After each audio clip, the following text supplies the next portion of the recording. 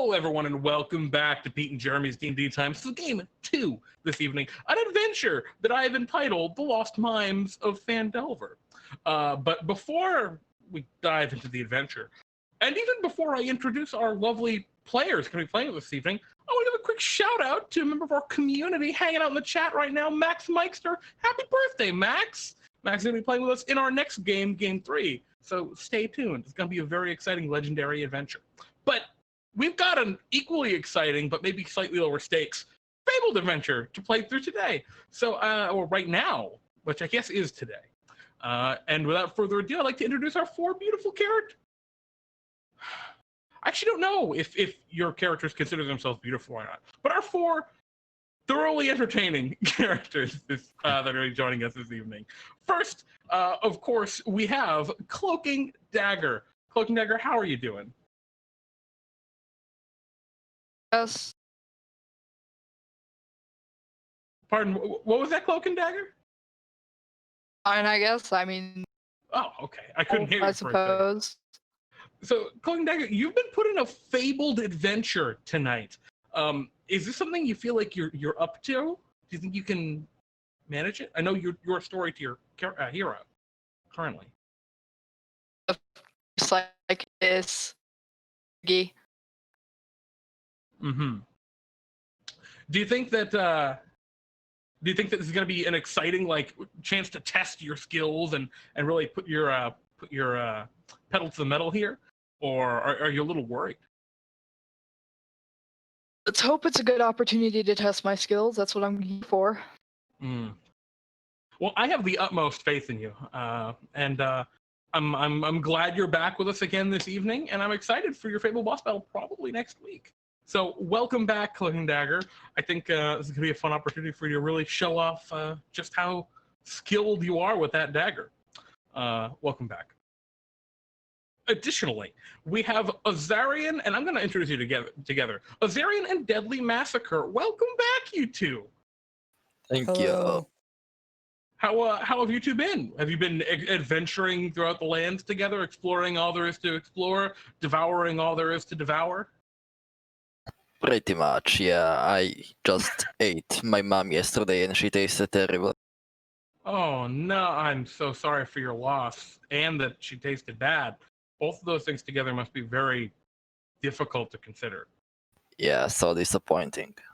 Yeah, I'm sorry. Well, I was gonna say that I've been swinging my chandelier across every single building and breaking them down because that's what I like to do. Yeah, I've noticed you two have taken a liking to swinging chandeliers. I guess, where did your fascination with chandeliers first come from? And I guess, are you going to keep going with the chandelier-centric kind of, what do you call it, personas? Well, I believe so, and pretty much, if you've heard of the song See a Chandelier, it's basically, I'm gonna swing on a chandelier. Wow. But, yeah, that's my horrible impression of Sia's song. I think it was beautiful, frankly. Well, that's great. I'm sorry, go ahead, Azarion. I appreciate it. I didn't say anything. I'm sorry, I heard someone start talking. I assumed it was you. Well, I'm glad you two are back for another round of a delightful chandelier swinging, mild cannibalism adventure and fun. And I hope you all have a great time this evening. And yeah. Thank you. And of course, last but certainly not least, maybe Throom, of course. I'd like to, first of all, apologize. I keep calling you Odawotus, and I keep calling Odawotus you. I don't know what I think it's like the fact that your large elephantine trunk resembles Odawotus's, reaching branches. Trunk? Oh my god, I missed the pun. Oh my god, I'm so sorry. But I just wanted to apologize, first of all. And second of all, I wanted to say, do you think you're ready for the responsibility of this adventure? I mean, you kind of have to be a bit of the group leader here tonight. I mean, not that Dagger isn't a very responsible person, but Yeah, Dagger's kind I'm of got not this worried assassin about vibe, Dagger. and Dagger, Dagger's Zarya and Deadly are very Dagger's free. normal, at least. I'm not so sure that I can say the same for the other two. Well, maybe they're normal from wherever they're from. Well, then wherever they're from isn't particularly normal either. Well, normal's boring anyway. Welcome back, Throom. Are you excited for the adventure this evening? I am, and I'd also, Mr. Disembodied Voice, would like to. I'm I Jeremy. heard that you were wishing. Ah, yes, Jeremy, the Disembodied Voice. I heard you talking about a Max who is enjoying the anniversary of birth, and I wish that Max has a joyous occasion on this day. I hope the same. I think on this day he's going from Mike Stir to Mike's Est. That almost worked. Anyway, again, it's another was a happy good birthday attempt. to Matt. I tried. And welcome back, Throom. I hope you have a wonderful adventure this evening. And let's just dive right into that adventure. The four of you, maybe you were aware of this, maybe you weren't, but the other week, a couple of weeks ago now, actually, Bartholomew had a bit of a birthday party. And it was a great time. A whole bunch of people showed up. He got a lot of presents, which Bartholomew really appreciates presents. But one of the things that didn't go right, and maybe it's one of the only things that didn't go right at that party, is the legendary Mimes of Phandelver never showed up to perform. And most people don't notice, with so many acts and so many people and all of the great fireworks and shenanigans going on, it's easy to miss those things. And most people didn't notice. But Bartholomew's not most people, and Bartholomew noticed. And so the four of you are actually being sent out on a personal mission from Bartholomew. You're to head to the town of Phandalin. It's a strange place that was kind of transported to the Lands of DnDTime from some faraway realm. And it's the home of the legendary Mimes of Phandelver. And yeah, your mission is to find out whatever happened to the Mimes, because they're a pretty entertaining act. And so Bartholomew has teleported you most of the way to this place called Phandalin. You find yourselves currently in the middle of the woods. Bartholomew has just done his classic, this is your thing, this is your mission, snaps his fingers and teleports you somewhere. And you find yourselves in a forest.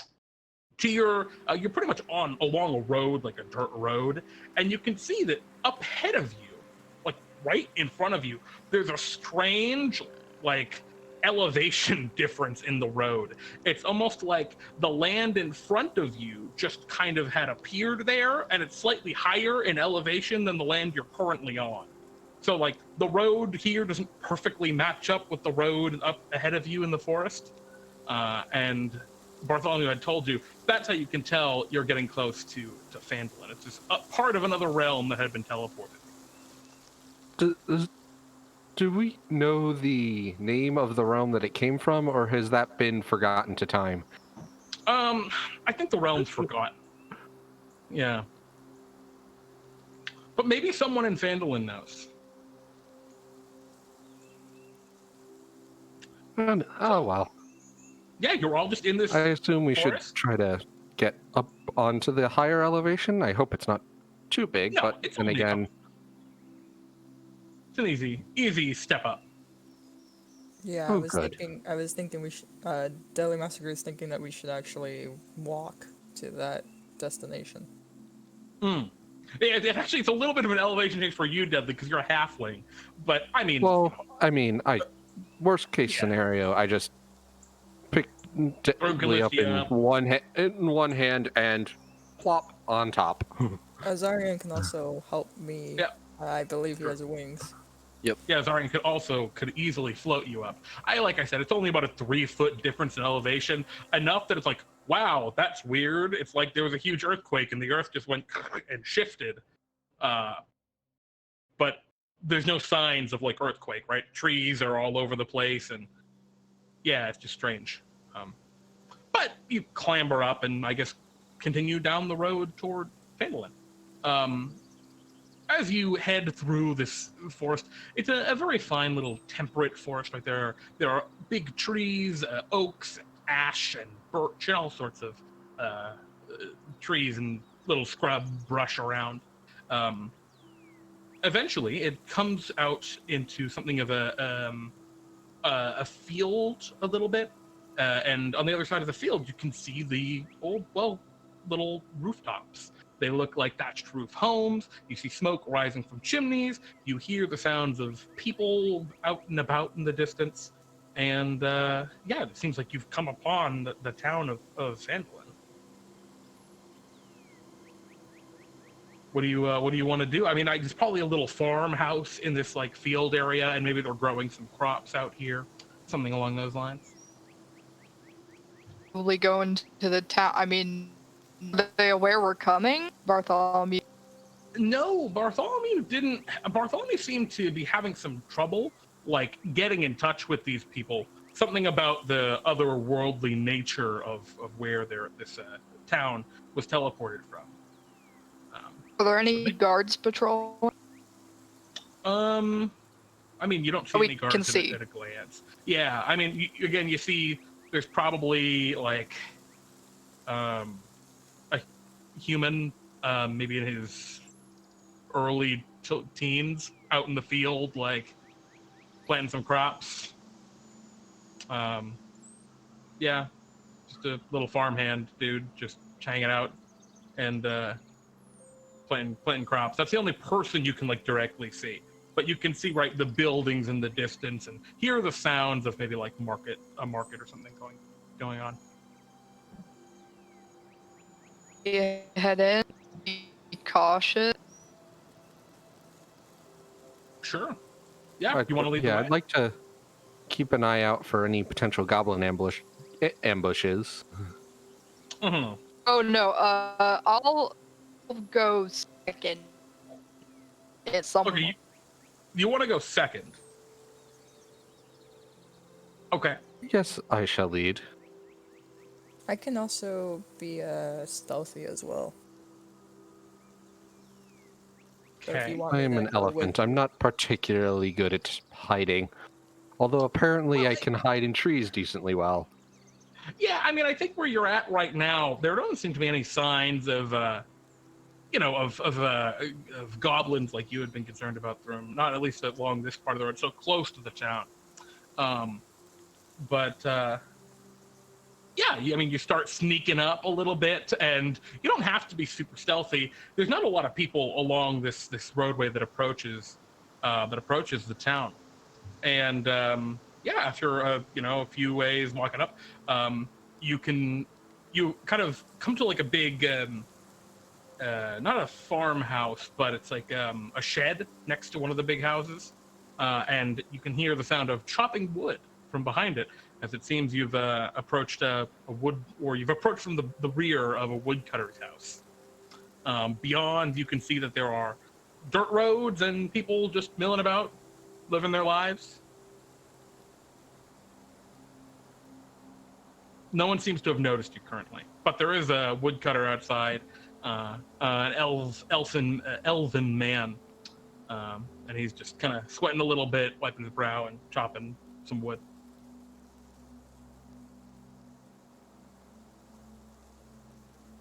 Would you like We to should approach ask the him where the woodcutter? mayor of the town. Oh, go ahead. Maybe we should ask him like who or where the mayor or like leader of the town is.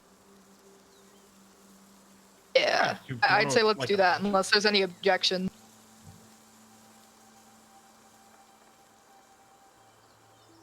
No objection. It sounds like there's not a lot of people that are opposed to the idea, at the very least. If you want to go approach this guy. Yeah, Dagger would have. And hello, we are from Bartholomew Party. Yeah. Wait for him to turn around. Yeah, you approach this elf, and he kind of startles a little bit. somewhat surprised to hear people approaching, at least from that direction. And he goes, "Oh, Yeah, that's why hi." Dagger didn't touch him on the shoulder. She'd lose a finger. He doesn't want to lose a finger. Well, he didn't swing her out with the axe or anything. He just kind of turned around with a shock. Hello. Welcome. Who are you? Can I help you? Would you like some wood? From Bartholomew's adventure party, and be wondering if we could meet the mayor or whatever you call your leader of this town. We're here. Oh, Personal you're not. request from Bartholomew. I understand. You're new to Phandelver, or to Phandalin. My name's Alden. It's a pleasure to meet you. Yeah, if you're looking for the mayor, you could probably find him. What do you need him for again? Bartholomew? Who's this? The powerful looks at you wizard. I suspiciously. assume if anyone knows anything about what happened to the mime, the mayor might Oh. know. You're looking for the Mimes. Well, I suppose you could talk to the mayor if you want. His name's Harbin. He's in the bigger house. But if you're looking for the Mimes, you're probably looking for Gundren. He's just been sitting in the old Stonehill Tavern. Poor Gundren. He runs the Mimes. He's kind of the leader of the troupe. It's really a shame. They disappeared about a week ago. I assume you've heard. Yes. All right. Well, can I help any of you with anything else? Not much. Where's that tavern? Oh, it's the Stonehill Tavern. It's right across. If you just and it kind of points across a bit of a town center or town square for lack of a better term. Right, the little town green next to it, a few shops around. But there's one much larger looking building. It's got a couple of chimneys.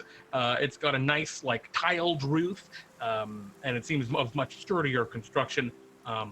And yeah, that seems to be an inn or a tavern of some kind, or at least what passes for one here in this very small town. After you walk over to approach it, and yeah, sure enough, there's a big sign outside that seems to be made of stones that are all piled on top of each other, and it reads Stonehill Inn.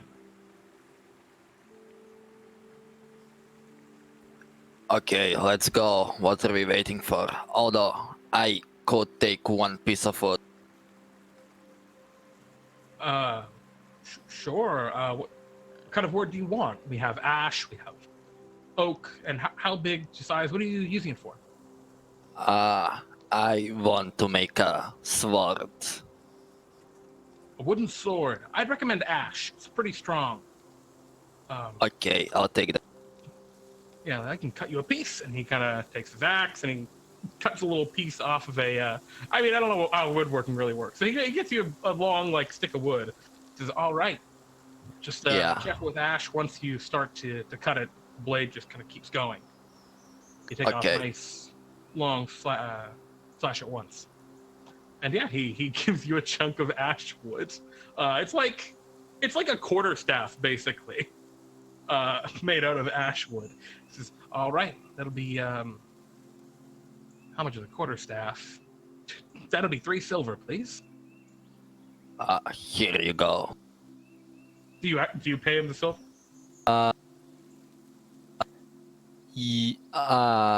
Just a second. Uh-oh. I'm concerned about what... Yes. Sadly, oh. No. Yes. Oh, okay, you're just seeing if you have money. I gotcha. Yeah, you pay him the silver, and he says, "Thank you very much. If you need help with the... Gosh, I don't know anyone who's actually made wooden swords before. Oh, good luck." Thank you. Let's go now. Before we go, 1 second. What is this Gundren fellow? Well, Gundren... I don't know if you obviously haven't been around here much, We're kind of new to the area. Maybe a decade ago, our little town was teleported here from our original home, a place called Toro. But we've been here for a while now, and it's a very strange place, this DnDTime land.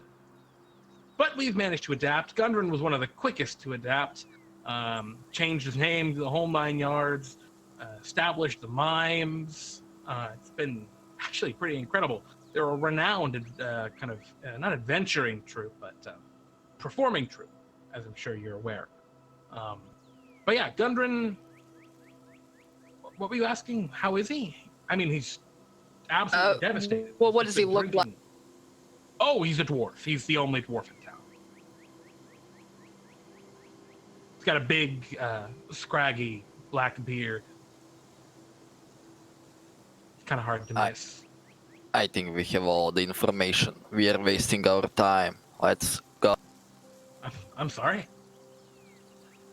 It's not your fault. Yeah, All right, I let us go then. apologize for him. He gets a little bitey when he's hungry. Yeah.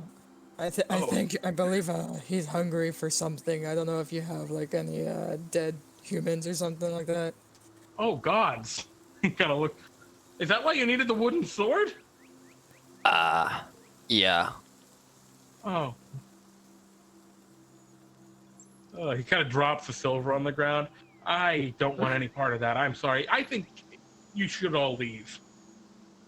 I'm gonna grab the silver he dropped and You're gonna wait, what? I'm gonna grab the silver that he dropped. You just take the money back and run away. Yes. Okay. I'm so sorry. He's like, please And just leave. It's just Throom- a block of wood. Throom tosses over a gold coin and leaves. I'm not gonna leave that on the ground. He picks that up. And yeah, I'm sorry. all right. So, he clearly is. I think you can tell. There's to an extent you might be joking, and he's like mulling that over to something. They're probably just joking, but you can tell he doesn't actually believe that. He's actually kind of scared. A bunch of adventurers show up at his place and say that they're cannibals. But yeah, you walk over to the Stone Hill Inn, and you enter, and as you do, Dagger's surprised too. Yeah, Dagger's like, oh no, what am I? So yeah, how is Dagger? No. Dagger's not concerned, just surprised. Okay, you know what? That's a very good distinction because that's a very good distinction. That's what I'm gonna say. So you cross the Throom town is just square. beyond the point of caring. Yeah, absolutely. You cross the town square and you can hear like the sounds of animals in the distance and carts driving and all just a town doing its town stuff. But you can feel there's like an air of drudgery to it, right? Like there's a spirit that's just not here, and you can see it in the people, carting their goods or doing whatever their menial tasks are here in the town. And as you enter into the tavern, you see that it's not empty, but there are maybe 3 or 4 people here. 2 of them are at a table. They're playing chess with each other. One is a human woman in her probably like mid-20s. Another's a little gnomish man. But the third person is sitting kind of in a corner. They are face down on a table with their big black beard sprawled out everywhere. And they appear to be a dwarf. And they seem like they're sobbing. And there's a spilled tankard on the table with kind of ale spilled out all over. That I think is our man. Hello there. Would you happen to be Gundren? The person looks up at you, and you can see as they look up, their face is painted all white with like black outline, and you couldn't see this at first under the beard, with like, there were black outlines around the eyes, and your kind of classic mime look. but all of the ink and paint is just stained and dripped down their face into their beard from the sobbing. And as they look up at you, they just kind of nod their head yes and put their hands up into their face completely silently. They look like they're crying. We're here to help find mine. We're sent by Bartholomew, the person who hired them last. You see his eyes immediately perk up, and he looks at you like his mouth kind of hangs open a little bit, and like, as if to, he doesn't breathe in. You don't hear him breathe or make any sound, but as if to be suddenly excited by what you are, by what you say. Oh, dear. Oh my, this is gonna. And you can tell you're talking to a mime.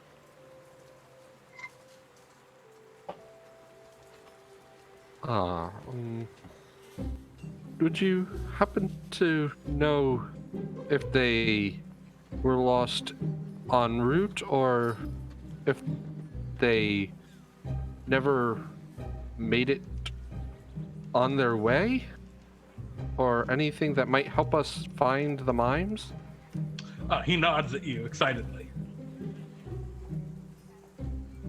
Oh, that wasn't particularly helpful. I wonder if we wash the makeup off, then it technically isn't a mime anymore to us.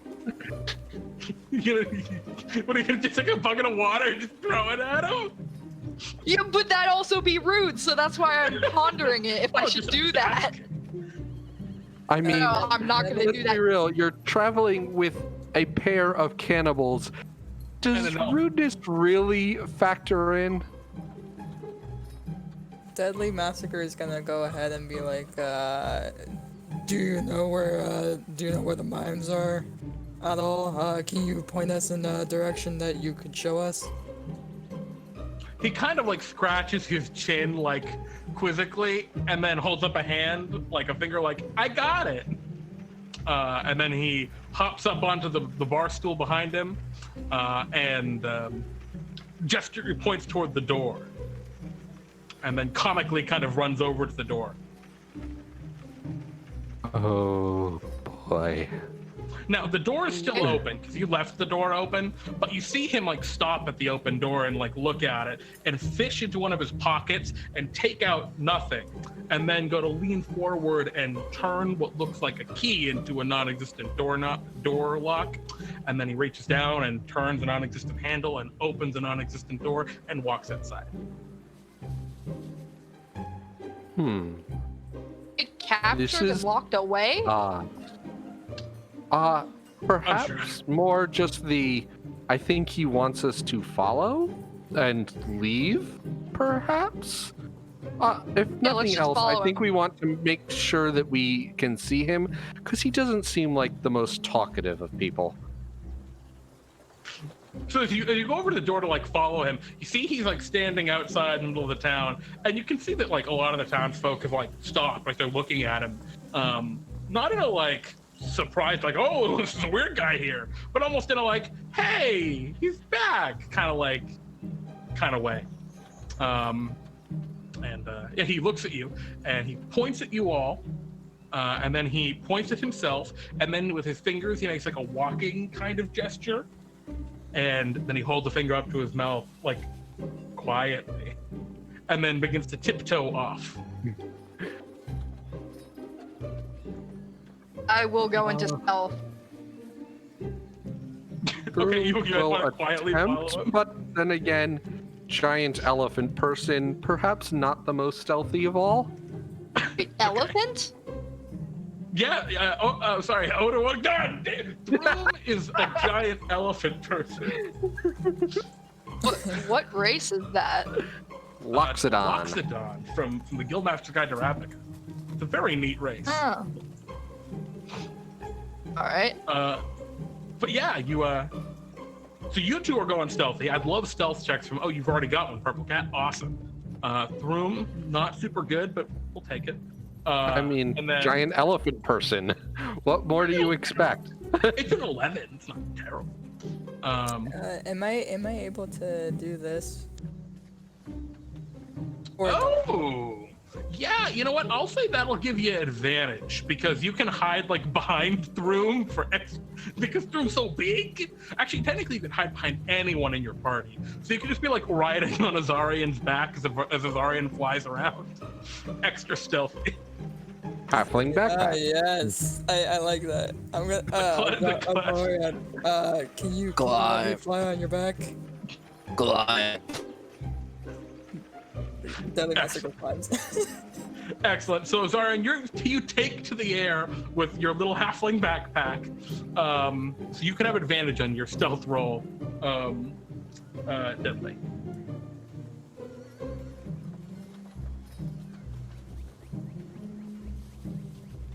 Oh, and it's a good thing you did. The group of you are sneaking down this path, and as you do, you can see up ahead of you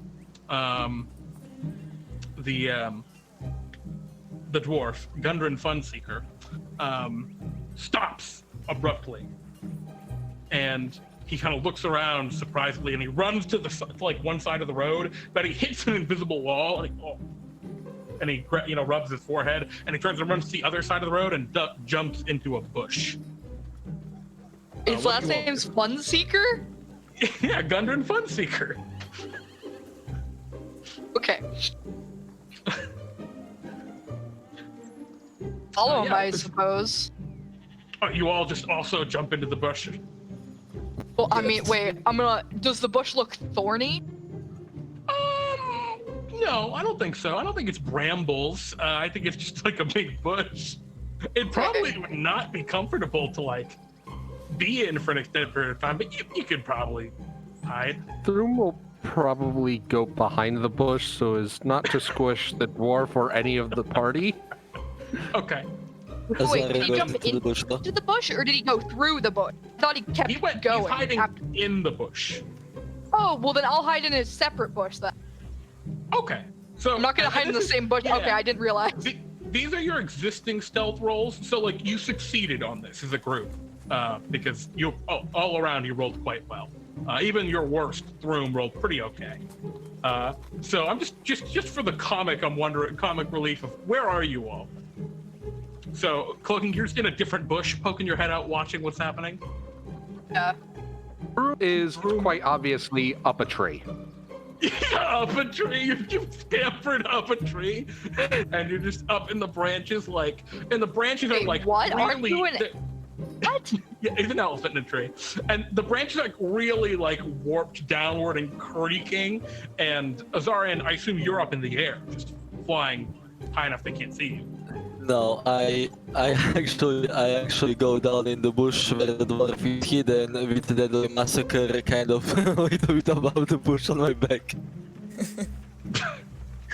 So you're putting a bush on your back that Deadly can hide in. Well, okay, all right. So as this is all going on, the pile of you in bushes and Odo's is up. Throom is up a tree, and Throom, the branches are creaking and warping downward under your weight. And you're like, oh no! And then you can all see walking down the road are a pair of dudes. There are two dudes. They have like tricorn, almost jester hats, right? That kind of like stretch out and have little tassels at the end. And the hats are all gold, are all red with a little bit of gold trim. And they're wearing kind of red vests on top of that. And yeah, they're just kind of walking around. And they have some face makeup on as well, but not quite in the same manner as the mime. Theirs is more colorful. And yeah, they just like walk down the road, and it looks like they're looking around like they're on patrol. And I think they walk like right under you. And you can Odo is not here. In this room, they walk right under you, and the branch is like warping down, so you're like a foot above them as they walk under you and keep going. Unless you guys would like to like attack them, they will just walk right past you. We call them Odo again. God, no, I threw. Okay, unless any of you would like to try and attack them, they're just gonna walk we past. follow along in the forest for now. I don't know if they're evil or bad or not. Mm-hmm. They very clearly were not mimes, so you can tell that much. So you wanna go sneak after them? They seem to be walking back toward the town.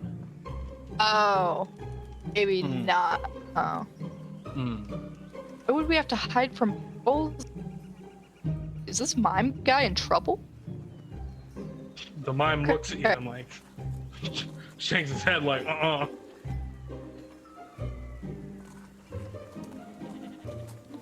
Well, unless I guess in that case those two mysterious individuals walk past you, and as soon as they're kind of like over the little crested hill or whatever out of sight, you see your dwarf friend kind of roll out of the brush and wipe his brow. He's not sweaty at all, but he wipes his brow as though he's like exhausted, and looks at all of you and gives you like, come on, follow me. And he's going to make like a lasso-like movement and throw it at you and going to pull you all forward. You are not compelled to be pulled forward. But do you Dagger really goes along with it. Okay. You humor him? I respect that. Azarion and Deadly Massacre, along with Bush on top of them, are gonna move and pretend that they hit non-existent wall. Gonna mime them. As you do that, he goes, oh no, and like he doesn't say that, but his hands go up to his head like, oh no, and he goes to run forward to like help you, but then he hits a non-existent wall and falls over. Just rubs his head. Yeah, that's what. And then he stands up again and kind of like feels around the non-existent wall, and he gets around it, and then he goes to give you a hand up. I'm gonna take the hand and I'm gonna go like around, but the bush is gonna be entire time on top of. Yeah, no, of course. You now have this small. Roll me a D4.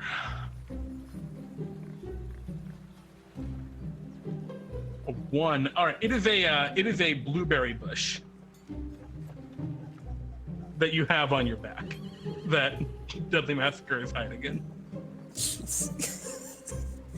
Can Deadly Massacre? I don't know if they have like a hat. I think they do. Can it be like a hat thing where like I eat something and then something happens? I think it's just a hat, right? Wait. Oh wait, you have the fruit hat. Yeah, that's what I'm saying. Can the bush be the same thing? Sure, yeah. You stick the bush in the cornucopia hat, and it just is the same thing. Sure. Absolutely. So yeah, you continue down. Walk over to Gundren and fiddle around in pockets and pull nothing out and open the nothing and place the non-existent adhesive bandage right across Gundren's forehead. You can see that he goes to like feel it and goes, and he goes to like, he says thank you. He makes like a thank you very much kind of expressive gesture,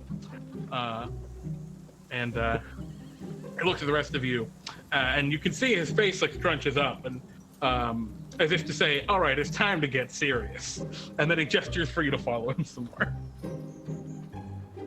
And sure enough, after a fairly brisk walk, you're starting to get into more hilly and rocky terrain. The forest is still very much a forest here, but you're starting to see, larger crests like big hills and the like. And as you come toward the end of the path, I mean, there's still something of a path here, but it's very much a foot trail that's not oft traveled. He stops. And he makes some gestures on the ground, and then he looks at you all, and he nods, and then he goes and stands in the middle of the road and makes like a sitting gesture, and then he whips his hands like he's whipping a horse's reins, and then he runs over to the side of the road and hides in a bush and pokes his head out and kind of like giggles. He doesn't make any sound, but he like makes gestures like he's giggling and like he's drawing an arrow, and then he makes some more like of these ludicrous gestures and implies in perfect mime fashion that he was attacked by someone on the side of the road. And then kind of scrunches his beard and shrugs, like he doesn't know what happened next. Try to mime out what the people or person who attacked looked like. Did they have horns? Were they tall? Well, and he just kind of points back down the road in the direction of the people, like where the folks that you had seen had walked past. Rival entertainment gang, I'm thinking. He nods. Like, that you've got it. That's exactly it. Did you happen to see which way they went after they attacked you? He shakes his head no, and makes a gesture for like, I just ran. Makes a weird running gesture off into the woods. Wait, was it just you or the rest of the mime? He'll hold up 2 fingers and imply the second one. Okay. Probably took the time because the people were coming from that direction. Their hideout. I think they were lying in wait. I think that was the whole, like, pop out and the arrow thing. Wait, what if we can bait them? If they are attacking mimes, what if we all turn into mimes? I think it would be more beneficial to just find their base of operation. Gundren Funseeker raised an eyebrow at you, the suspect, and then looks at what you were saying, Dagger, and says, and shrugs, like, that makes a lot of sense. I'm with that. As if to support your consideration there. Do there seem to be any paths leading off in a direction other than the path that we're on in the area? You could roll me, I guess, like a survival check to see if you can find any other little trails and the like. Well, then I am going to do a guidance before I do so. Sure. Oh my god. How does a 30 sound? What? All right, yeah, there's a To find all the paths. Yeah. So you may not know this, but there's actually a rare species of beetle that migrates through this area that you've able to pick up on as well. You found their strange annual migration paths from a couple months ago. Yeah, you know everything about this area right now. They're absolutely enough. There's a second little trail. It's kind of well hidden amongst the brush that leads off the main road toward one of the kind of rocky outcroppings in the distance. And I'll say even with that 30, you find a very cleverly hidden pitfall trap that has been placed along that trail. That I think you can just... Mine might be this way. What was that, Cloaking? That seems like a place a secret base would be. I recommend we go there. Gundren nods. And, all right. So following the path that Throom expertly divined and discerned from the natural foliage, you kind of follow this little footpath. And I imagine you're doing this stealthfully. So if you're going to be trying to be stealthy about it, I would like everyone to roll another round of stealth checks, just because those other guys you were hiding from before are so far gone. Is that advantage on mine? Absolutely. You've got a shrub backpack. Oh, I guess Azarion's got a shrub backpack, but oh my goodness. Yay. Yeah, you are all like the knight, just totally stealthy in the woods. Even you, Throom, are managing to have quiet. And maybe it's the more grassy, natural terrain here that is masking your footfalls a little bit better. But as you're kind of sneaking up and Gundren sneaking a little teeny bit ahead, you come up over a rock outcropping and he slaps both his hands up against his face and turns around and you see his mouth wide open like in shock. And then he points over the rock face. And as you all peek over, you can see that there are 2 of those dudes with the little jester hats and the red vests and They have red trousers too. They got all red and gold in their outfits, and they are seemingly on guard duty outside of a metal door, or probably a wood door that is built into this cliff face. Can I do a perception to see if there might be another sneaky guard, like on top of the outcropping? Or Oh, absolutely, you can. hope it's good. It was not good. Yeah, you're looking around, and you're not really. Let me actually see.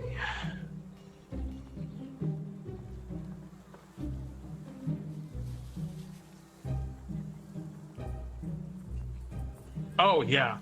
I think you do. You see one other guard. They're dressed in that same kind of outfit. And I say guard, whoever these people are, this rival entertainment troupe. And they're like some ways away, like maybe they're returning. But they're maybe 200 feet away from this entrance, as if maybe they went off into the woods to like go to the bathroom or something. But they look like they're on their way back. And I think you hear them like whistling to themselves, but just barely. But they're quite far away from the other guards. Dagger would bring up and quietly ask if any of them are good with range, because going off that 200 feet engage with them and having to come all the way back to the main group fighting the other two guards would be not advantageous. If we stayed together and just used range, that would be a good idea. But if no one's good at range, then... Gundren will look at you and point to himself, and let's give you a thumbs up. And then he will kind of make a gesture like he's pulling an arrow, and he closes both of his eyes, and he lets go. And nothing happens. And he looks at you and just shrugs. Wait, does he have a bow? No, he does not. He just mimed like he was shooting. Well, Dagger waits to see if anyone answers his question, if anyone here's good at ranged. How far are we from the main set of guards? You're maybe 20 feet. You're pretty close to them, but you're whispering. You're keeping quiet. That other guard, is like 200 feet off, and I think you can only see him because of your vantage up on this like little cliff face almost. You're looking down into the area where the guards are. Maybe a 10-foot drop, so you could easily get down there without taking any fall damage or anything. I believe that Deadly Massacre can do range to 120 feet. Yeah, you do have Eldritch Blast. Well, the guard will probably come running once they hear the other guards shouting, I assume. Yeah, that's entirely possible. So maybe like second or third round of combat, that'll be close enough for you to hit. I mean, would you want? So you guys are planning a surprise attack on these guys, right? I would hope so. Yeah. I mean, would one of you want to like try and sneak over and try and get that other one who's off on his own, or did you want to just ambush them all at once? I could. Maybe. Yeah. I mean, I'll tell you this much: these folks don't look that tough. They look tougher than your average kind of common villager. They're kind of thuggy, but they aren't. You wouldn't be too worried picking a fight with one of these guys at a tavern, right? These are not particularly intimidating people. I mean, I do get bonuses if I surprise attack someone. So I could go off on my own. I'm an assassin. Yeah. Oh no! I have assassinate. All right, so you want to sneak up and try and get that one guy on his own. All right, go ahead. Someone else wants to do it. No, I think you're probably the best option. Yeah. All right, I've never gotten to use assassinate. Hey. It's time. All right, so you're sneaking up on him. You already got a 21. One question for planning purposes. Does it appear that these guards are wearing anything metal? They have pins and stuff, or they probably have like a pin to represent their adventuring troupe, which you haven't gotten a clear sight on. just kind of pinned on their vest. The vest probably has like a zipper. They don't have jingly bells at the end of their hats, at the corner of the hats. So, yeah, I'm not sure too much more metal is at least directly obvious. Okay. That They also may have have to, loot. Actually, that no, plan may have to wait. metal. They have loot straps because they got loots on their backs. How do I put that I have plan will have advantage? to wait for a different. What was that? How do I put that I have advantage? We can just roll twice and it's fine.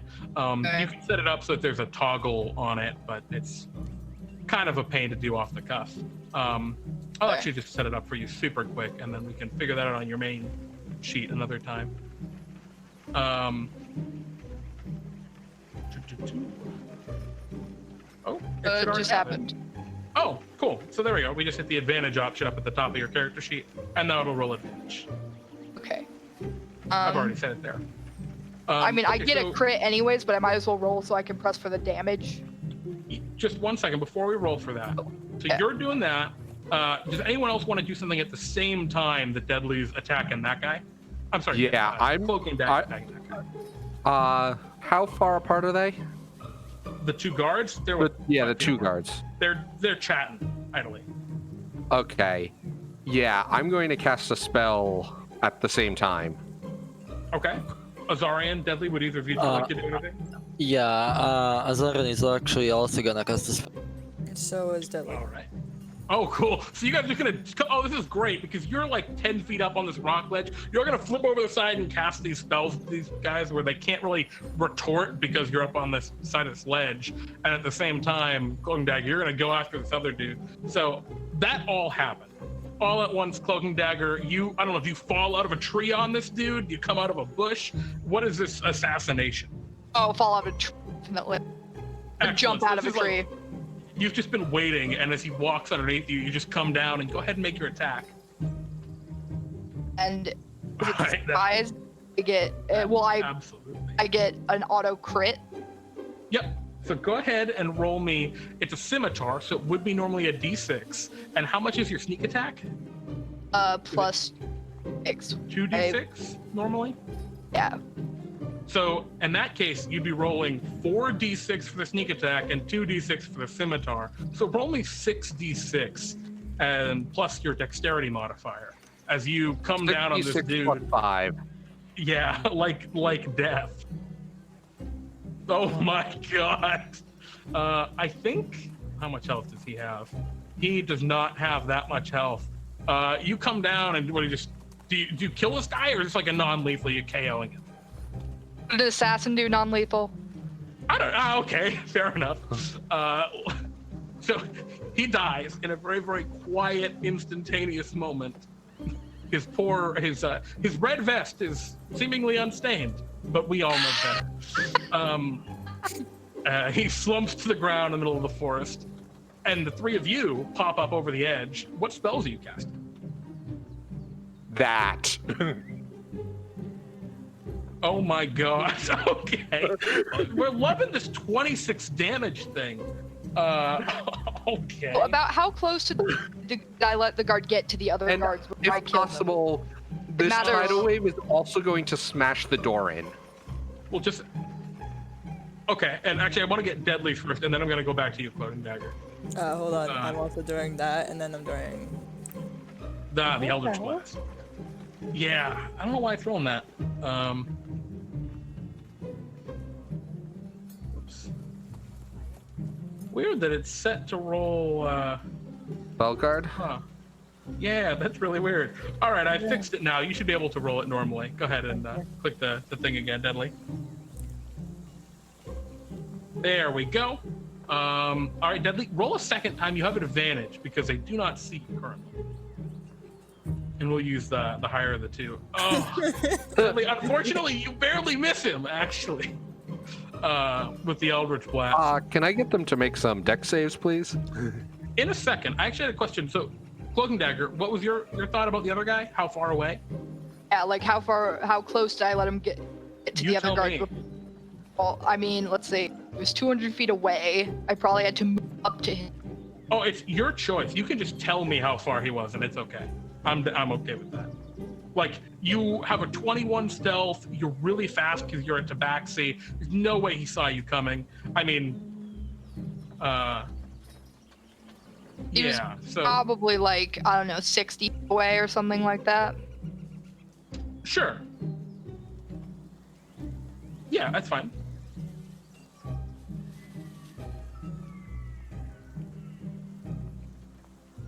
Okay, so you were just wondering.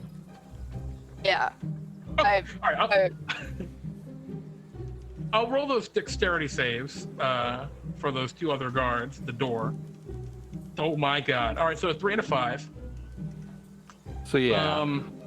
The tidal wave crashes into them and they are just broken against the wave as your scorching ray. Actually, I think you have 2 more scorching rays to shoot, Azarion. Yeah. So, yeah, oh my god. So as I think the reason that Deadly Massacre missed with the Eldritch Blast is because they were all dead. They were already gone.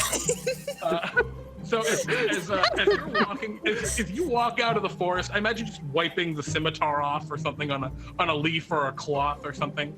They probably have like scarves. So you took a scarf and you're just wiping off your scimitar. Yeah, the rest of you look at the mess that you've made in this little area by the door. The door is exploded in. It's destroyed. There's splinters along the ground remaining of it. That went exactly according to plan.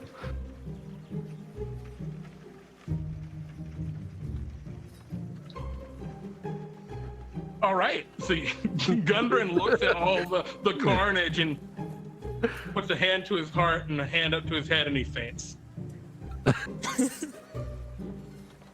And you now have an unconscious mime.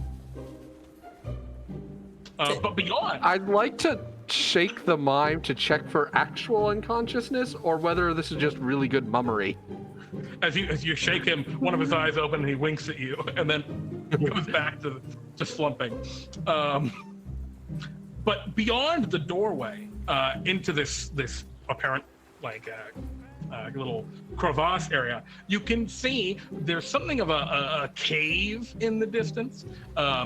You can see a passage kind of descends into more darkness beyond, and yeah, that's what you currently see from where you are. Do I hear in this cave the echoes of my tidal wave? You do absolutely hear the echoes of your wave, in this wave echoing cave. Yeah. So, God damn it. Did you line that one up intentionally, or was that just very? No, that wasn't intentional. That was very much spur of the moment. I love this. Yeah. You guys can see this cave. There's no obvious signs of other people, not right off the bat, at least. Before we leave, Azarion is gonna take his wooden ash sword, gonna cut one of the dead bodies in half and share with Deadly Massacre to eat. Oh God! You should start eating these people. Okay. Yep. Yum. We'll try. Tastes way better than my mother. To exercise enough restraint to not smack the party members on top of the head. Bartholomew, you just, as you're thinking it, you just hear in your mind, "There's no PvP in the Land of DnDTime." Bartholomew begrudgingly reminding you that you cannot attack. I know, Bartholomew. Doesn't make me not want to. You can't ride your bike in this location. Bartholomew, I know what you feel sometimes. I mean, and then you just don't hear Bartholomew anymore. It's weird. Yeah, but I guess. Sorry, go ahead, Cloaking. While they start eating, Dagger would turn to Throom and say, "I'm gonna patrol and stealth ahead to see what there is, and then I'll report back." That sounds like a good idea. Let's let these two deal with whatever they want to deal with. I will try to pretend it is not happening, but I know that that won't really work. So, I mean, with 3 dead Red Brand raconteurs, you have a delectable meal, Azarion and Deadly Massacre. But You're not gonna eat all of them. and Deadly Massacre, you sneak ahead for the Wait, mission.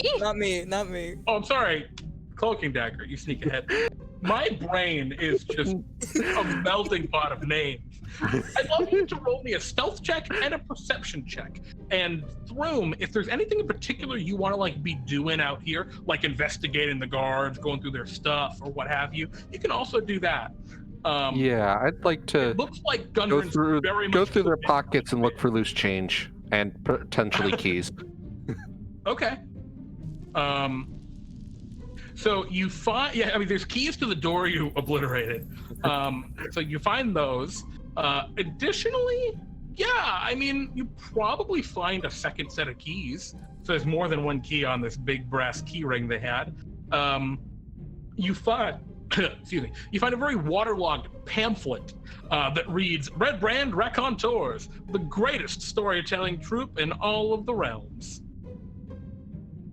And yeah, it's a bunch, and it's kind of, its symbol, right, is that kind of jester face, a kind of genericized jester face with the red tri-corner hat. Yeah, it's apparently part of the Red Brand Raconteurs, these guys. But that's stuff you find. I guess you find some loose change too. Do you want me to roll the loose change? Or is that something that you as a player are interested in tracking, how much loose change? No. Okay. I mean, I totally respect if that is. No, that was just another reference joke thing. I am full of them tonight. Excellent. It seems that taking care of Sparky has had something of an impact on Throom. In a fun way, yeah. So In a fatherly way. You sneak ahead. Is there any reason that you would have advantage on this sneaking, this stealthery? Oh, what? Oh. Because You you didn't forgot roll to with turn it. I'm off not sure if that was an advantage. accident or not. I'll reroll.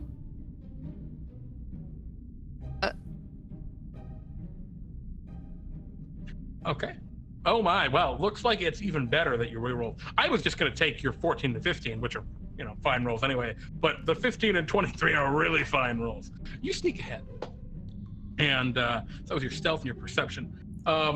Yeah, you sneak down this hallway. It's a fairly dirty, kind of dusty passage at this beginning part, this beginning entry, and it opens up into a larger chamber. Clear this was at some point some kind of a mine, mining operation. There are branching paths and mine shafts and things and mine carts and a much larger area. And then you see at the leading down seemingly the main passage, right? That's much more well traveled. You can see the stone is more worn away, and it's very clean. Like they've done a really good job of cleaning out all of the dust and dirt and filth, and it's just fresh and it looks like someone just blasted a tidal wave down it, frankly. That goes on for another 100 feet or something, and exits into a large kind of natural cavern. And in that cavern, you see at the far end, there are a couple of really big mine carts that have been flipped on their side. They clearly would have been meant for hauling lots of ore up from deeper in the mine. But they've had impromptu doors, or not doors, but bars kind of placed onto them, and trapped in these big overturned sideways mine carts are a bunch of what look like mimes. And they're shaking at the bars, and they're making gestures like they're yelling for help, but you don't hear anything. That's what I was hoping. Additionally, in that room, you can see there are 5 more of these red-suited fellows. including one that seems to have almost the opposite deal going on, where most of them have, the red caps with the kind of gold filigree and trim. This guy's got a gold hat, but he still has the red vest and everything. And he seems a little bit more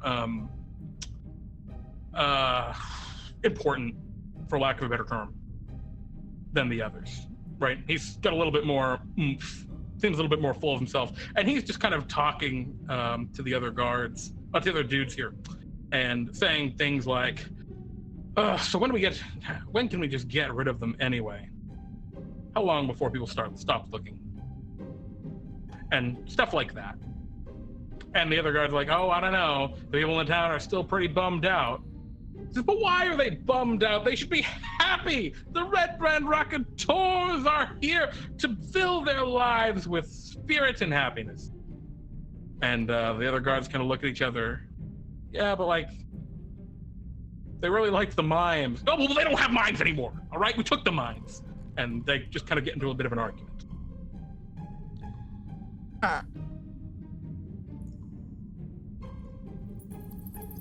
But yeah, that's what you mean. You see the whole thing. You see what appears to be Big Boss Man.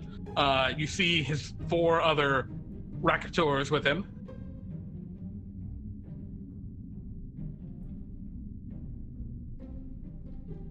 What would you like to do? Well, I'm thinking by the way the guards argue, diplomacy might work on them specifically. Mm-hmm. So I'm gonna go back Hard to the group. Tell. Yeah. But yeah, okay. You want to sneak your way back? If so, yeah, you have no problem. You make your way back to the group without any issue, sneaking back up, and yeah, the group of you are, I guess, reunited at the entryway with all of the bones. Yeah, what do you want? I assume, you share your information, Cloaking Dagger, with everyone else, and what's the game plan? What do you want to do moving forward? Well, Dagger would suggest that diplomacy could possibly work on the guards, definitely not the leader, because they seem slightly reluctant up the mimes. I could be misreading the situation. Yeah, I think you get the idea that, I can tell you this much from your just kind of base insight. Get that the guards, the other goons who are working here, they kind of probably feel a little bad about having kidnapped all these mimes. But you kind of get their fear as more of being found out than anything else.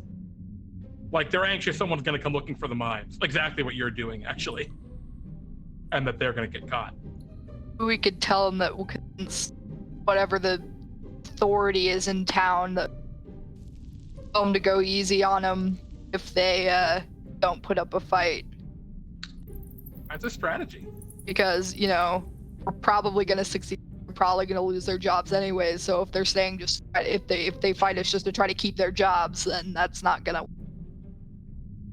So this is the plan that you're explaining to Throom and Deadly and Azarion? I'm just wondering if there's anyone better at talking to people than I am. I look specifically at Throom because I doubt the other two are. You wouldn't believe it, but Deadly Massacre's got some charisma. I think. Yeah, Throom looks somewhat No idea. inept with dealing with people.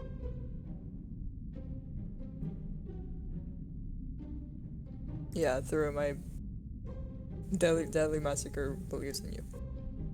Wait, so Deadly Massacre has charisma? I do not. No. Oh, okay. I was totally wrong. Jeremy. It was a shot in the dark. I thought it was one of those well, maybe. No. I have 15. I'm sorry, it actually does have a lot of charisma then. Well, Yeah. what's the plan? I mean, right now, the I group of think you are we just go standing in- outside. Do I just wash the guards away like I did these other ones? Or, since the balance is destroyed, the balance should be restored. Perfect, I call the thing. and I can use my fine engrave. You could. I recommend we try speaking first. Well, do you want to all try and just sneak up to them at least, just to get like in position? Because if they, Yeah, that might be if a you good try and idea. sneak up and Yeah. they catch you and attack you, I mean that kind of seals the deal anyway. But if you sneak up on them, maybe that, I don't know. Your choice on a lot of things. So Yeah, I'd like, let's do the sneaking thing. yeah, like I want to roll me that stealth check. Again, you walk in right at the front. There's a lot of dirt and debris and filth where Throom, your water has just blasted open the door and everything. And then there's the big central Well, mine at least my cart guidance chamber. was good. Oh no, there's the mining hub in the middle, and then there's that nice, much cleaner passageway that leads down to the big cavern where the mimes are being kept. Wait, can I ask something? Sure. Oh, you said there were. So are there 5 people plus the ringleader, or just 5 people total, including the? 5 including the ringleader. Okay, so 4 grunts and 1 big boy. Absolutely. Got it. All right. So you're sneaking up, making your way through, and what's the I rarely say this in DnDTime. What's your marching order? Sounds like cloaking daggers in the front, maybe? Only for Uh. diplomacy purpose. Mm-hmm. Yeah, Throom will be either first or second to keep an eye out for things over the top of whoever is in front. So, okay. In this case, you're walking through this pretty simple cave, right? You still hear the distant echoes of that crashing wave through all of its myriad of tunnels. And as you're making your way through the main central minecart chamber, you see all the branching mine paths leading out. And Cloaking Dagger, you point the way forward down the one obviously cleaner, more traveled tunnel. You sneak ahead, taking a few steps, and I actually would like everyone to roll me a perception check. And actually, if you don't have any light, I'd like you to roll it. Oh, I'd like you to roll with disadvantage. Do I roll normally on this one? Or For what purpose? oh, I thought it was I'm still on Azarion's back. Yeah. So I didn't know. Normal? Okay. Perception's actually Normal. better than my roll, so Yeah. Such is the struggle Yeah. with perception sometimes. We got a I get 11, a a 5. 13. Azarion, can you roll me that disadvantage one? The second roll for disadvantage? Okay, just a second. Yep, no problem. A 3 is definitely a lower roll than an 11, so the 13. You roll sneaking, making your way through, and I think Throom, as you're walking along, you see that Cloaking Dagger is maybe 15 feet ahead, like stealthing along. And as you're walking, you're just kind of looking down. There's a little bit of like faint light from maybe candles that have been placed in sconces along the area, or torches or something. You look down and you see the stone on the ground, the smooth, clean stone. It looks like it almost ripples. And then you feel this cool, almost sensation, this instant breeze as something falls on you from above you. And I'd like everyone to roll for initiative as you are attacked by the gelatinous cube, which Is that a Cloaking ta- Dagger oh. snuck by every time. Oh, I could have been attacked by a gelatinous cube. You could have, but you Oh, snuck past my- it every time and didn't notice you. Oh my god. Oh, It's a danger of sneaking ahead. Sometimes it's great. Other times, a gelatinous cube falls on your head. In this case, and if you're good enough, it never happens. In your case. All right, the gelatinous cube splishes down from the 15 ceiling. initiative. Yeah, it's a fast cube, apparently. What, did you roll a 20? Actually, 19. 19. All right, so we got the cube. Oh, I'm sorry. No, we got hypnotic. I'm sorry. Deadly Massacre goes before the cube. We got the cube. we have Throom, we've got Cloaking, and then taking up the rear, we have Azarion. All right. This first round, unfortunately, none of you rolled high enough to detect the cube, so you're all surprised. I hate to do that to you. As the cube splashes down from the ceiling, and it turns, and it goes to just crash directly toward the biggest group of people, and actually it doesn't really turn, it's just a big square of like jello, of gelatin, and it just begins to schlorp down the hallway through you, Throom, and through Deadly Massacre and Azarion. So I'd like all of you, you three, to roll me a dexterity saving throw. The DC is 12. Do I get advantage because this? It's heading to the back of us? Yeah, there are 3 of you back there. Oh, no, the crit fails. Unfortunately, Deadly, Brave is not going to help you against this one. Okay. You might not be afraid of the cube, but the cube's going to still try and swallow you up. Well, that is an 18. You wouldn't have disadvantage. So, Azarion and Throom get engulfed by the cube. God, how much health? You guys got some health, right?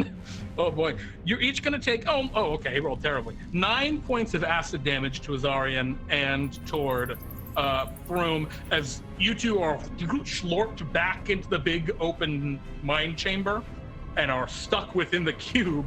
Deadly, you leap, I imagine you leap from Azarion's back and are just kind of knocked to the ground nearby. Yeah, I try to roll out of the way. Exactly. But yeah, you are currently engulfed by the cube. And what that means is you cannot breathe and you are currently restrained.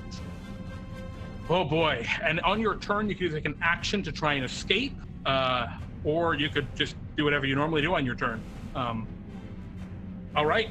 Top of the initiative, Deadly Massacre. It's your move. You look right next to you, this huge, semi-transparent, gibbering kind of gelatinous cube, or jiggling gelatinous cube, is engulfed two of your friends. What would you like to do?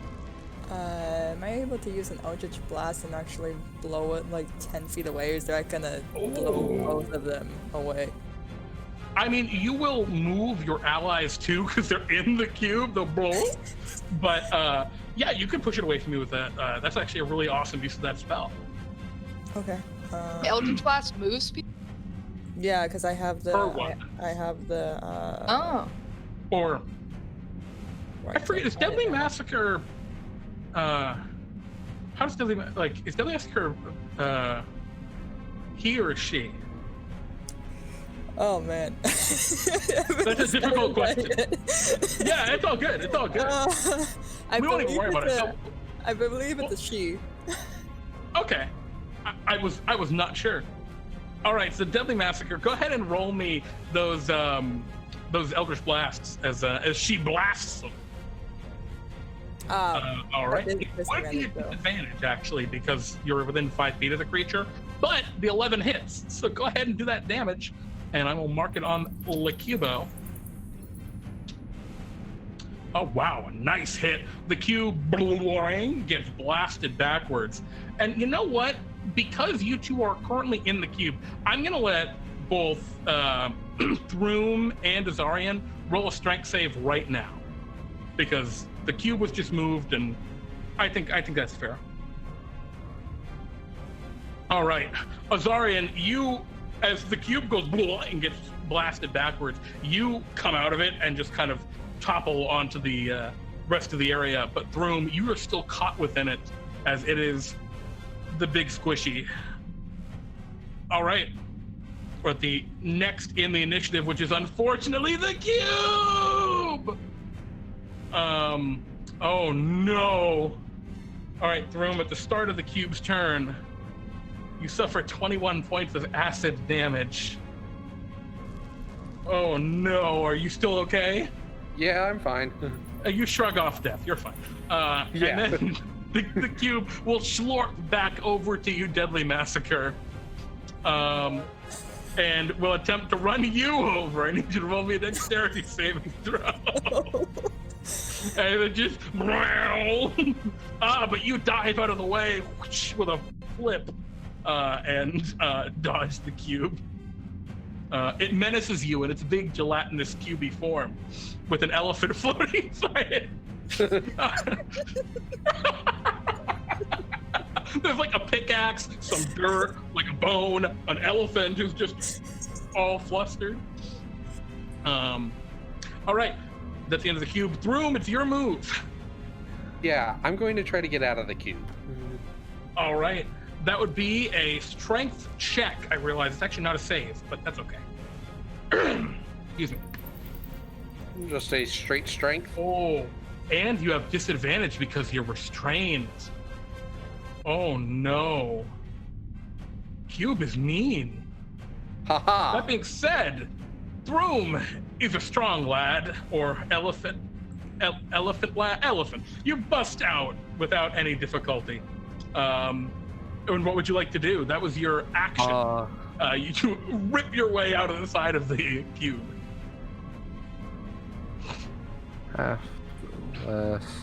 I am going to spend a couple balm dice on myself.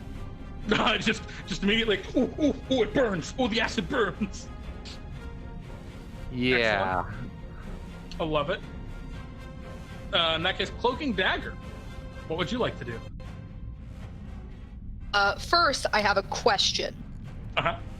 That question is, so in another game I play, oozes like a gelatinous cube affected by sneak attack.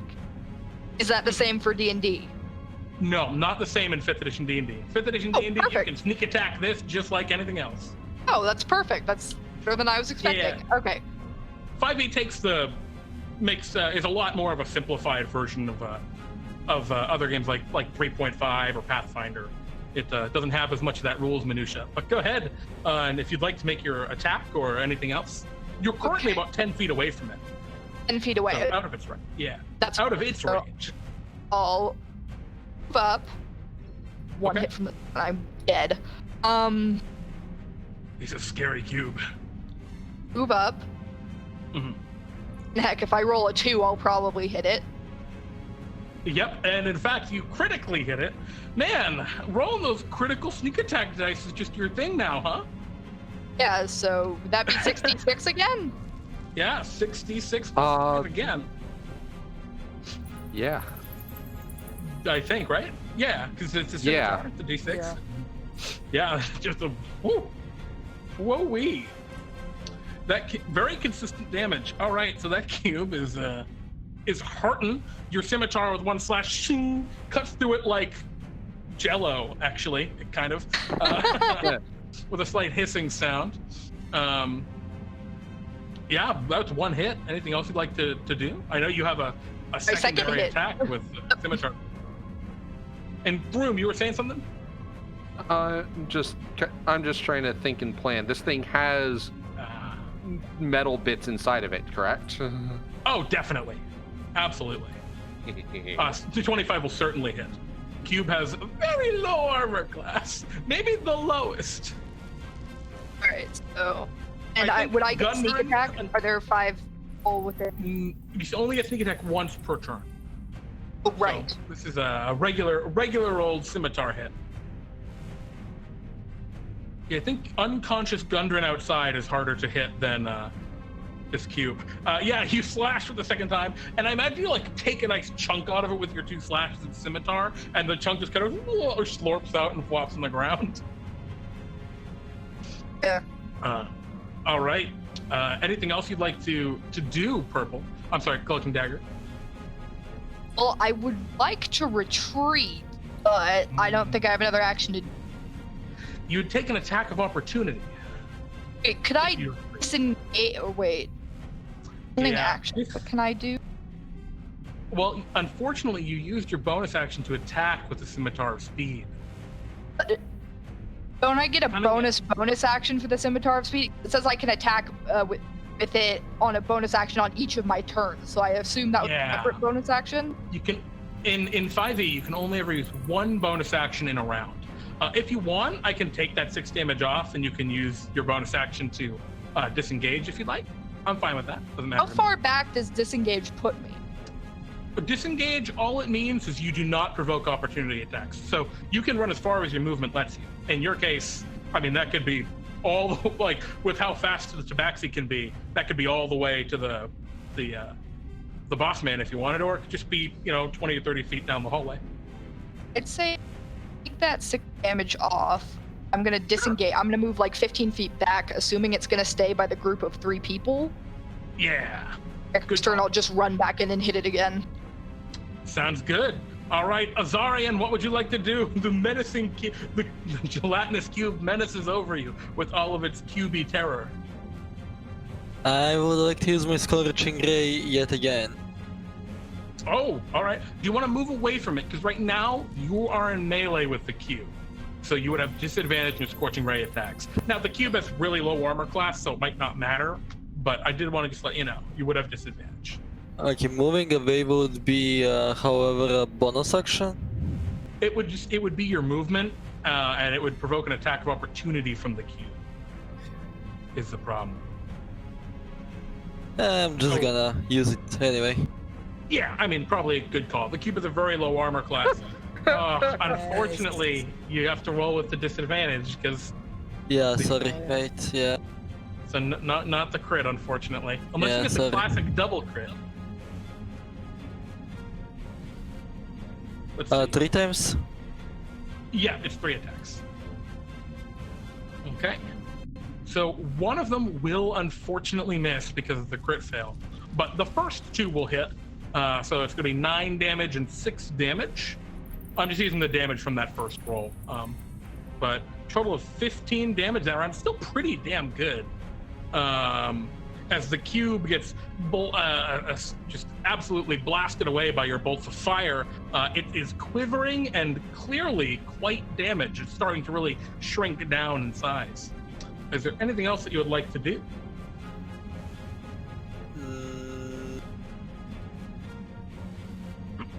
Excuse me. No, that's it. Excellent.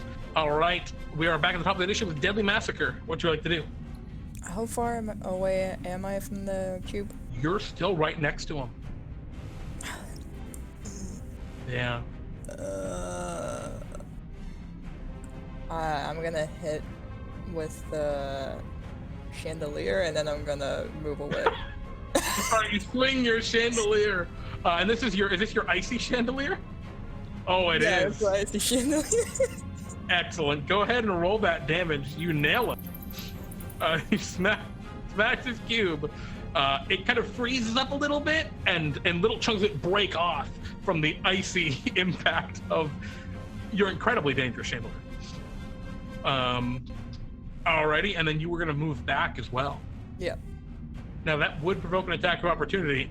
Are you going to be the one to take it? Crap. It's a struggle, right? Once someone takes an attack of opportunity, it has no more reactions. So, if you take it, then no one else has to take it for the rounds when they're backing away. But except the gelatinous cube gets it back when it goes. Oh, that's true. Uh-oh. So, Deadly, do you want to take the attack of opportunity or no? Azarion, do you have a heal? Yeah, I do. I'll take the attack of opportunity. All right, it whips out a pseudopod, a tentacle-like, I guess a tentacle whips out of its body and swats at you. Rolling a 7 and missing. You scamper off. I mean, are you just running full speed away from this thing? Like, yeah, whoa? I'm literally running, like dashing away. All right, that's 25 feet for you because you're a halfling. So it could chase you down if it really wanted. It's the cube's turn. The cube looks around at the things that have been attacking it. Azarion, you heard it a little bit. Throom, you heard it a little bit. The people who heard it a lot ran away. So it's going to try and slurp forward. Actually, it will just whip with its pseudopod this time.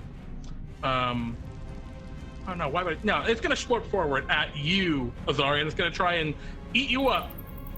And I need you to roll another dexterity saving throw as it slurps toward you.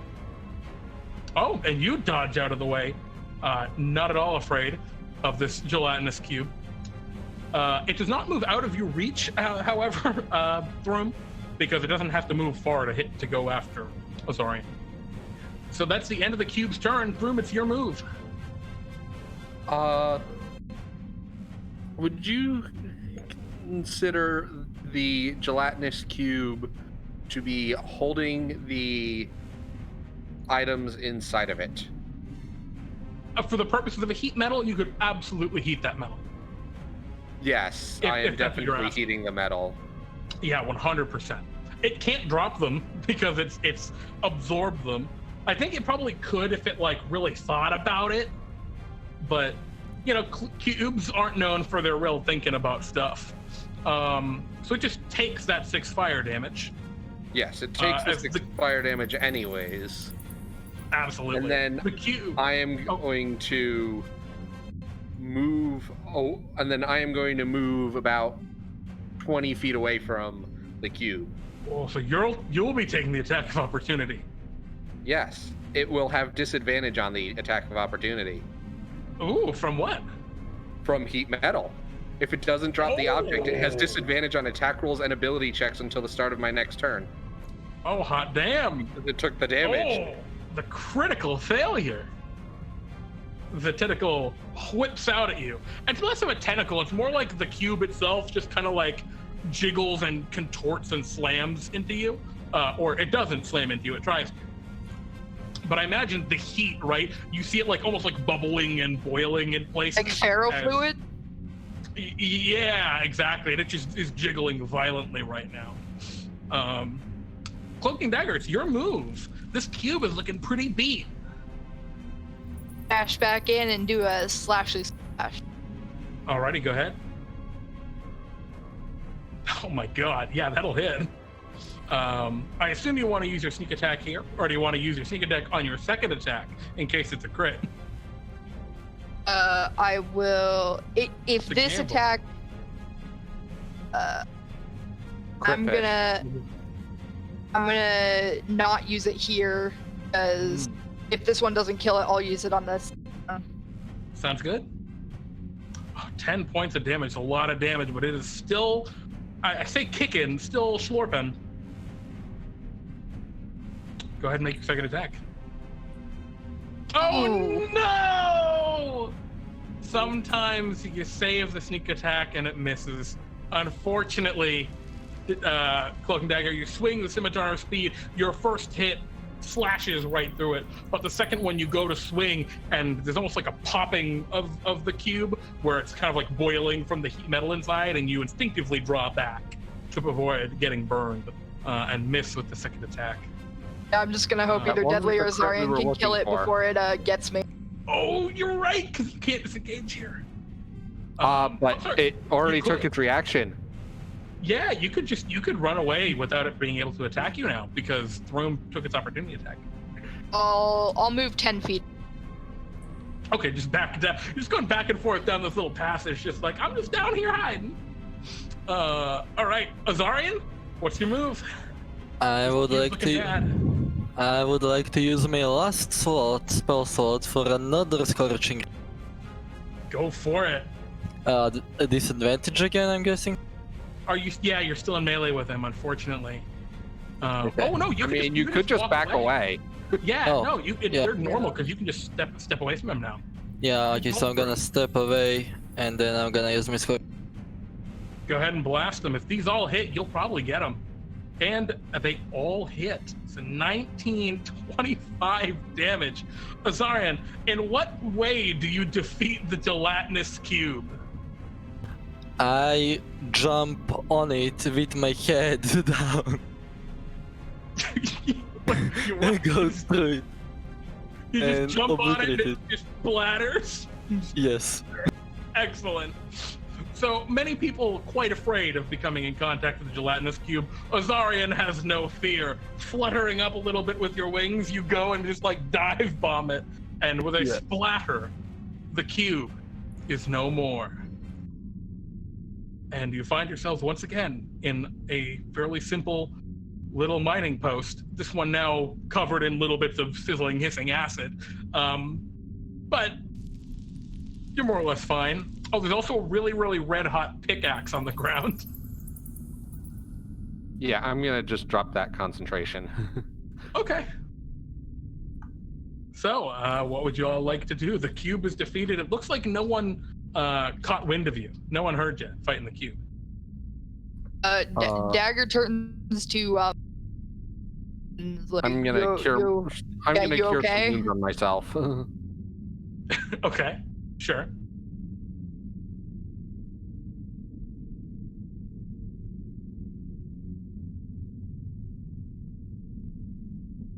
All right, you touch yourself with healing power, and 12 points of hit points are restored. And yeah, I mean, I guess you easily sneak down the rest of the tunnel, and looking in, you can see the Red Brand raconteurs and their leader. They're still in that kind of clearing, except at this point, the leader is just kind of like tapping his foot, and standing in front of one of the other guys who's counting a bunch of coins that they have. And the other three, one of them is poking at the mimes with a stick through the bars, and the mimes are like in pain, but they're not saying anything.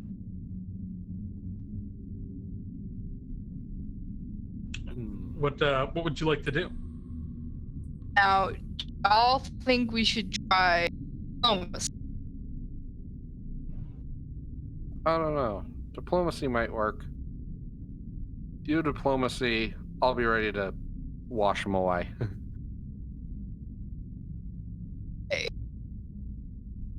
And then Azarion and Deadly, are you two just gonna lurk with Throom, getting ready?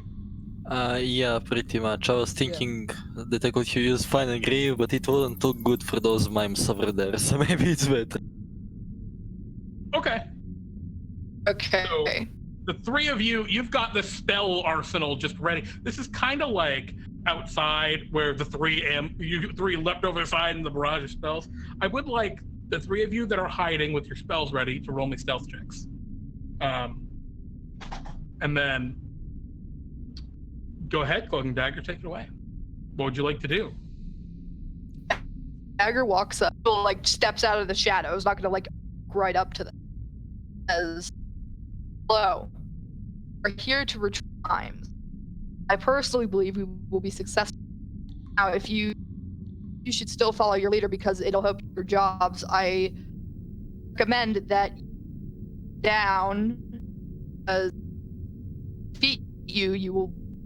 When we defeat, you'll lose your jobs anyway. If you stand down, we will put our word in with the local authority in town, have them go easy on you, possibly avoiding sentence at all."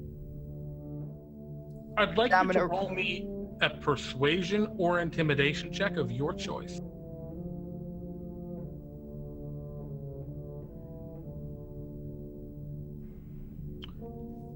The leader guy turns and crosses his arms and says, "And who are you? And why should we care what you think you can do?"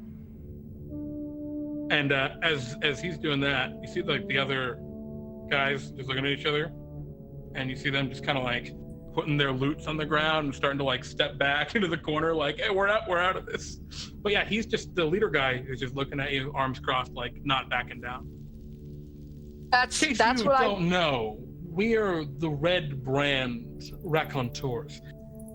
We're soon to be world famous. What you don't know, I like to eat people like you. You say from just the shadows. Whoa, whoa. I was about to. Yeah, you got the comeback. I was. All right, there's just two of you, and there are what, 5 guys? I too. Guys, what the hell? I like to eat the people. Oh, hey. I know you think Dagger you would got me draw here, their there being scimitar. 3 of you. I know you think you got me, but there are hundreds of us. They'll come back here and they'll get you. I'm being nice to you, just saying you can just leave. Yeah. Question: How tall is the chamber? Oh, it's huge. It's a huge natural cavern. It probably raises like 60 feet up. Quite. And how big is it? 150 feet across. Very sizable. It's lit by like glimmering gemstones all in the ceiling and walls and stuff. Dimly lit. It's going to get a bit darker, and right behind the leader, there's going to be a bolt of lightning. Pardon me? Oh, you're going to call... All right, so clouds kind of fill the ceiling and lightning crashes down, and he goes, all right, there are 4 of you, and my entire crew has backed out on me. Wait. Wait, before we go any further, what's this thing about a plea deal? We can make a... Maybe I don't... The leader? Maybe backing down? I got a great idea. How about me and my friends just we'll leave our gold here and we'll leave, and you can have everything.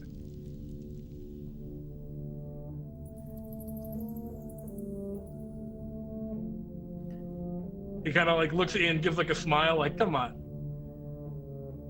He takes his wallet. He takes his wallet out of his pocket and takes like some coins out of it, and just throws them on the throws it on the ground. You have 5 seconds. Leave. Whoa. What's to say they won't set up shop somewhere else and do this again? Think about it. I could zap them. We don't have to. It's not necessary. We don't have to do that. He disappears. Can we trust you? I'd like you to roll for initiative. Not again. Yeah, I didn't. I think he was bluffing something. I don't know what he was doing. All right, Oh, for once, I got a relatively okay initiative. All right, Azarion, what would you like to do? He disappears. Son of a... But what kind of disappears? Like disappears as if like You just don't see him. He's just gone. Okay. Like invisibility. Invisibility. There was no obvious like color. Normally, like teleportation has like a portal or something that appears. There was nothing like that. But you just suddenly is not there. Like, what would it be? I don't... Arcana? I don't know, Azarion. What would you like to do? I I'm have no kinda idea what just happened. curious, but if I did something, like for example, if I use my thaumaturgy and if I like cause tremors in the ground, would that like maybe cause him to fall or something and make a sound or something? Yeah, absolutely. You could try something like that. Where would you like the thaumaturgy tremors to be? Back where he was standing before he disappeared. Okay, go ahead and roll me I guess... Alright. I guess this is a little funky. What's your spell save DC, usually? 13. 13? Yeah, I think you do this thaumaturgy, right? And some of the coins fall off the table, and you see one of them like roll along the ground and just stop in the middle of its roll like it ran into something, but you don't see anything there. And you just hear shit from a clearly invisible man. Question is, do you want me to try to lockpick the mimes out? Well, Or help in combat? Well, that was Azarion's turn. Yeah, well, Deadly and Throom might help with the combat. Somebody might need to watch on the mimes so he doesn't take them away, so that actually sounds like a good idea. And I don't really have any more actions, so that's it for my turn for now. Okay. In that case, Deadly, it's your move. What would you like to do? There's clearly an invisible man, and he's trying to maybe book it? You don't know. I don't really have anything more than that. Yeah, I mean, you could do a lot of stuff. There's only one obvious exit from here, and that is the passage you went back from, that you came through. Wait. Okay. Can I find out if he actually used a magical spell at all? Yeah, he certainly cast a spell. I think you guys are aware at this point. He cast a spell. I'm just gonna try something stupid, but I'm gonna try to use a cantrip to see if I can actually attack him. Sure. Let's see. It'd be with disadvantage, because you know where he is because of Azarion. So you can attack him. But it would be with disadvantage because you don't see him. Let's see. What can I do? I'm gonna do this.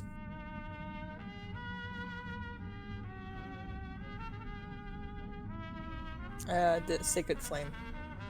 Oh, I'm sorry. Oh, wow. Oh, good call with the Sacred Flame. Unfortunately for you, he's very dexterous and dodges it deftly.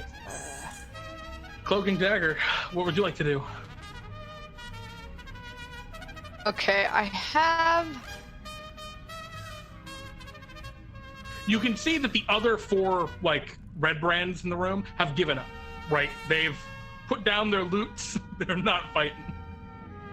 Is that what they were planning on fighting with? Yeah, they were going to fight with their loot blades. Let me see. I was gonna try to do something to help get you to find him, but this is a big chamber, so I don't think it would help that much. So I'm just gonna go over and attempt to lockpick. Is there even a lock on the temporary cages? Oh yeah, absolutely. It's a big old padlock. I will use my thieves' tools. I don't know how to roll for tools. All you're going to be rolling is proficient dexterity, and because you have thieves' tools and you're proficient in it, you're going to roll with advantage. Okay, what do I roll? So it's just going to be... what's your dexterity? Just roll your dexterity saving throw with advantage. It's effectively the same roll. Alright. Obviously, you're using your thieves' tools, but it's a little funky. Because I'm proficient with thieves' tools, would it be +2? Yeah, well, it's just with advantage, because your dexterity saving throw should already have that in the +2 in there. So it's a d20 plus your dexterity +2, and then you roll at advantage. It's a little complicated. And then you can roll second time because you have advantage.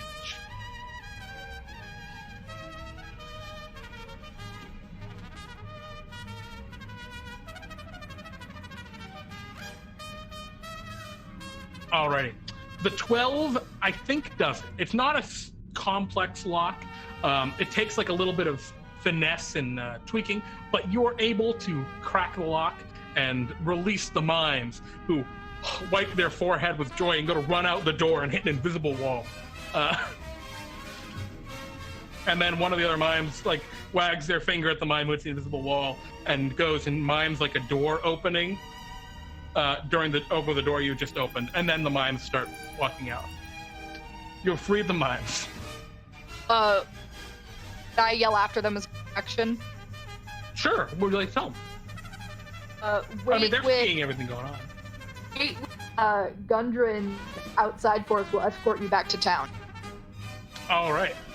So the Red Brand leader runs forward in his invisible state. And he is going to... So Throom, you and Deadly and Azarion are still by that clearing by the door. He's going to cast a spell. And I need the 3 of you. He becomes visible as he's running toward you. And I need Throom and Azarion and Deadly Massacre to each roll me a Constitution saving throw. Oh, no. Oh, wait, but it's not disadvantage. As he casts a spell of stinking cloud. A cloud of horrible green mist pours out over the 3 of you. And we have a 16, a 2, and a 14. So unfortunately, Throom and I rolled Deadly. mine on a disadvantage. Is that disadvantage or is it normal?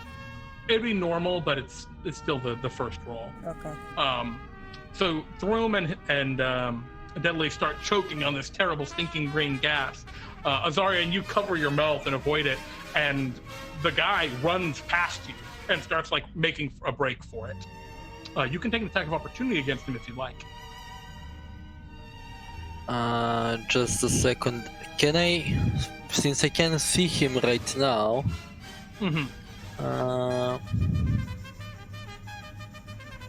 when he's doing that, how close is he to me? Or how far away is he? He just runs right past you.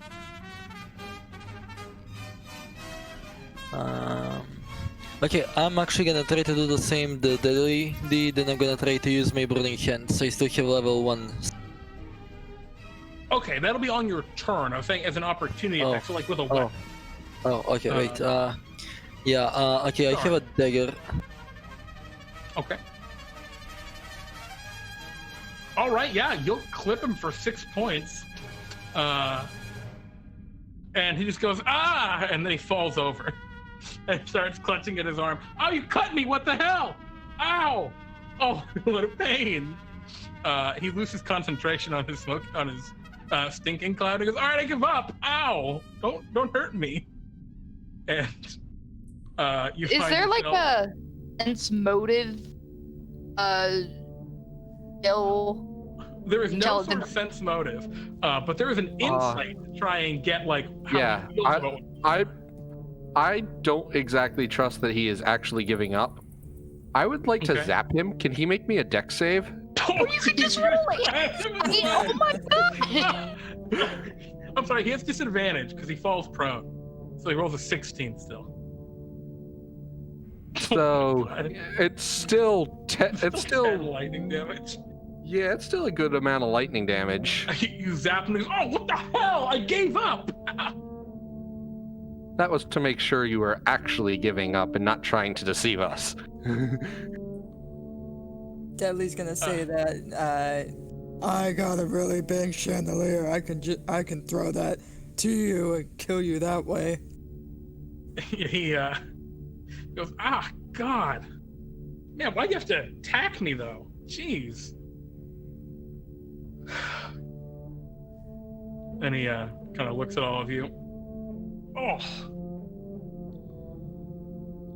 And he kind of yawns a little bit and says, yeah, this whole thing's really making me tired.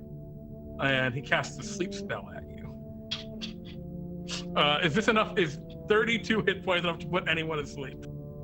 Yeah. Yeah. All right, how many hit points do you three have? Wait. So Because it would only get probably temp one or two. HP. Temp Do HP I does not count include against temp- sleep. Okay. So then it would be barely enough. That is actually the difference between it being able to put me to sleep and not. I'm at how much- 31 normal with 2 temp. Okay. Well, that means he doesn't put you to sleep because he'll put the other two to sleep first. Azarion and Deadly, do you have anything? Yeah, I have maximum 27, but currently I'm at 18, so... I'm at 27. Okay, so one of you falls asleep and he looks as two of you don't know. He goes, all right, now I actually Azarion. give up. All right. All right, and he kind of throws his loot on the ground. I actually give up I'd now. like him to make another dex save, please. No, come on, hey. Don't hit me with light. He tries to dodge out of the way. Ow, ow. And you blast him with lightning. He's, all right, God. Kind of wipes, dusts off his vest. All right. He kind of holds out his hands like, go ahead. I dropped the loot. And he actually does give up. No more tricks. I would like As to take my rope and tie him up. Yeah, Yeah, like tie him up. Tie him up. And well, I think you tie him up well as the other Red Brand raconteurs who surrendered earlier, and you start to lead them out. As you do, you find yourselves back at the entrance to the mine. You see 2 Red Brand raconteurs, maybe the 2 that you had passed earlier on. They are back to back, sitting on the ground in the middle of the clearing right outside where you ate those 2 other guys. And They are acting like they're gagged and tied up back to back, but you don't see any bindings or anything. And you just see Gundren Mime just kind of clapping his hands like he said, "Job well done." And with that, Hey. you take the remainder of the Red Brand raconteurs, you bring them back to town where they are dealt with justly, and I don't know, send us to community service or something. This is a happy little Dagger town. would put in word that the 4 gave up. The boss was a little bit of trouble. The boss goes in the dunk tank for the next 10 years. He's just in the dunk tank at the festival. And and you have succeeded in this ridiculous adventure.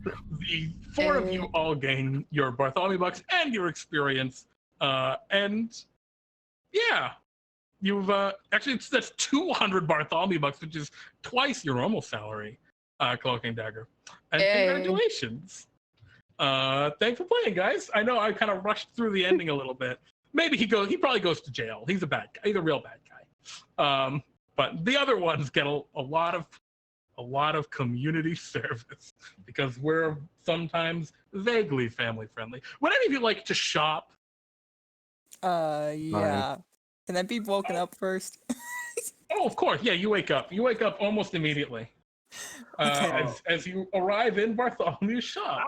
Greetings, adventurers. How did things go with those red band ruffians? I mean, raconteurs. Everything work out okay, I presume? I'm just glad to be awake. Yes, well, I'm glad that you are awake. And is there anything that I can get for you in the shop? Yes. Can I get a bag of, the bag? A bag of pulling? Yes. Roll me a D1000, and I wish you the best of luck as Bartholomew produces the bag. Oh yeah, let me look at this. 691. Let's see what is inside the bag for you today. You reach into the bag, and your hand passes over. First, a small potion bottle, which isn't exactly what you're looking for. And then a mace. You kind of drop it, and as you go to reach down and grab it and pick it back up, you realize you grabbed a different mace. And as you pull it out, it's a very intimidating-looking item. And Bartholomew speaks up. This is a mace of terror. While holding it, you can use an action and expend a charge to release a wave of terror, causing creatures around you to be particularly frightened, and it's a complicated frighten that you may want to look at in greater detail later, but it allows you to do 3 of these frighten techniques per day. And you've gained a Mace of Terror. Congratulations. Oh, thank you. But of course. Can I get anything for anyone else at this time? I'm good. Going once, going twice, sold. We'll be back soon with our 3rd and final adventure of the evening, which I didn't say wrong this time.